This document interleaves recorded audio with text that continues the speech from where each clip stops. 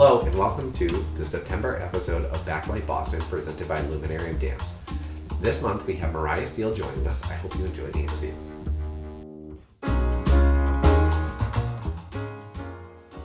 Joining this week is Mariah Steele, Artistic Director and Choreographer with Quicksilver Dance. Thank you so much for joining us. Thank you for having me. So before we were kind of talking about, some of the work that you're doing, because, you have so many different things that you're involved with, at Quicksilver Dance, and also you work at Endicott College. And you were telling me about how you're working also at MIT, the exciting things that you're doing with the intersection between, dance and the artistic process. Why don't you tell me more about that? Yeah, sure. So I'm teaching a course this semester. It's a pilot experiment course called Science, Dance, and the Creative Process. It sounds very scientific, to be like...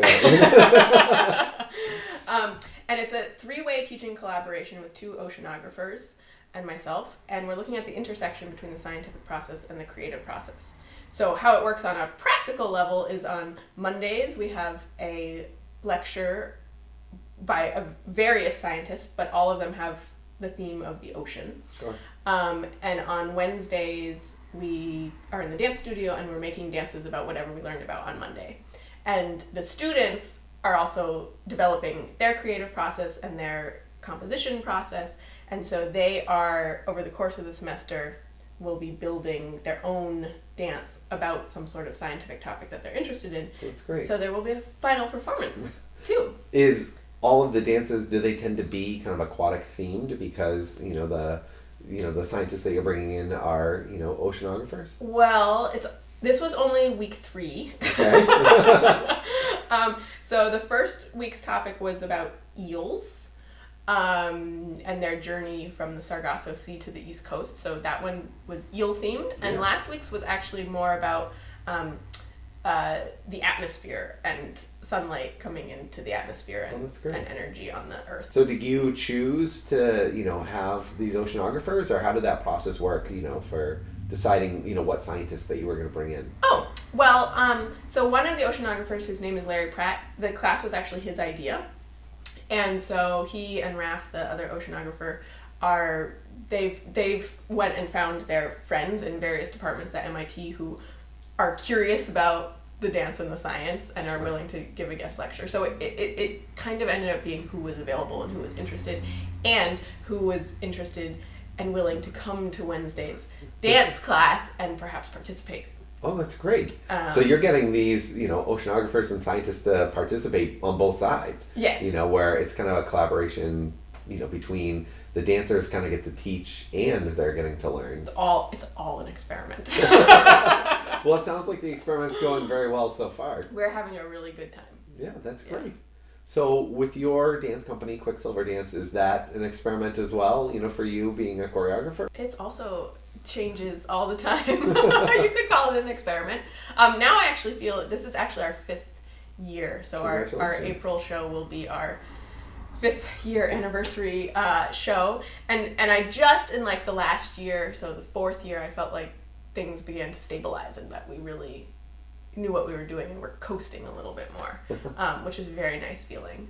But each dance that I choreograph is completely new and different and approached in a different way. Let's talk about, what you're doing at Endicott College. Yeah, so my favorite course, this is my baby, is the World Dance Cultures course. And,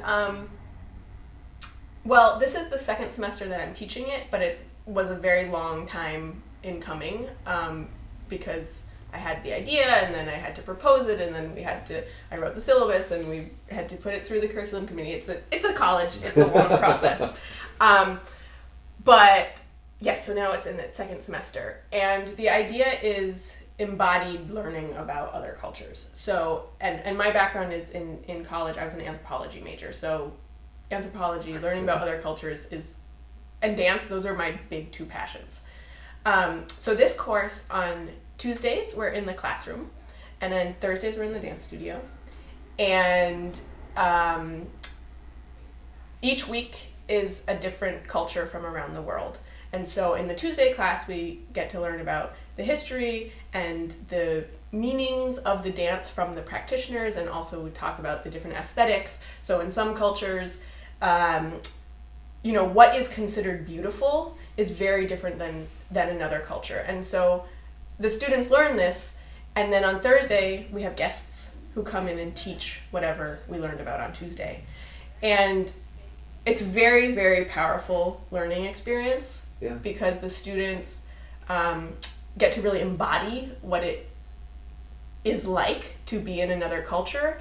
And they're also thinking about it and learning about it in a way so that things that would look strange to them if they just saw it on the street, and things that they would say, oh, that's weird, that's different, I'm not interested in that, when they hear the background of it and then they try it in a safe environment, they get really interested in it. And they really push themselves and they really learn about other cultures. And I understand that you're having both dancers and non-dancers taking those classes. Yes, yeah. So the course, part of that whole long process of getting the syllabus approved was also getting it approved to act as one of the, Endicott has core requirements, and one of those is world cultures. So you can take this course to satisfy your world cultures requirement, which brings in a lot more people, and so it's also exposing people to dance and the meaning of dance. And even for the dancers in the class, I think when we're in the studio taking modern and ballet and our normal things, we get so into the technique and the performance and everything that we actually lose sight of the larger picture of how dance fits into our society and how it's actually important and why people dance. And this course for the dancers and for everybody, takes the big picture and starts looking at wow, dance is really central to so many different cultures, and it tells us a lot about ourselves, and it tells us a lot about other people. Well, if people wanted to, check out your work and, maybe come take a class, from you, how would they go about doing that?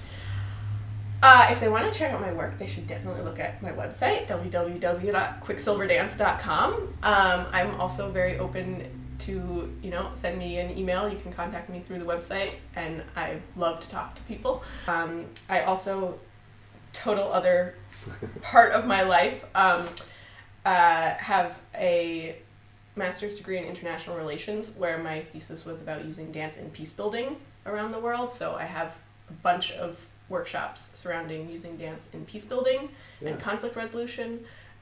So if any of those, in addition to just modern dance and choreography, of course, or science and choreography, if those interest anybody, they can contact me, and I can. Yeah. People can contact me if they're interested. Thank you so much for joining us. Oh, thank you very much. And now, events from the Boston dance community.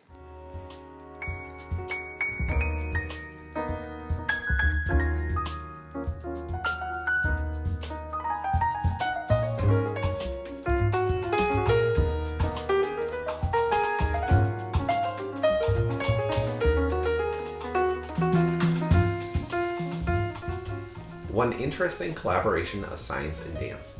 If you'd like more information on us, you can reach us on Twitter at Backlight Boston. You can also email us at info@luminariumdance.org or reach our webpage at www.luminariumdance.org. I'd also like to thank Steph Josie for joining us this week and helping behind the scenes. Hope to have her again next month. Thank you.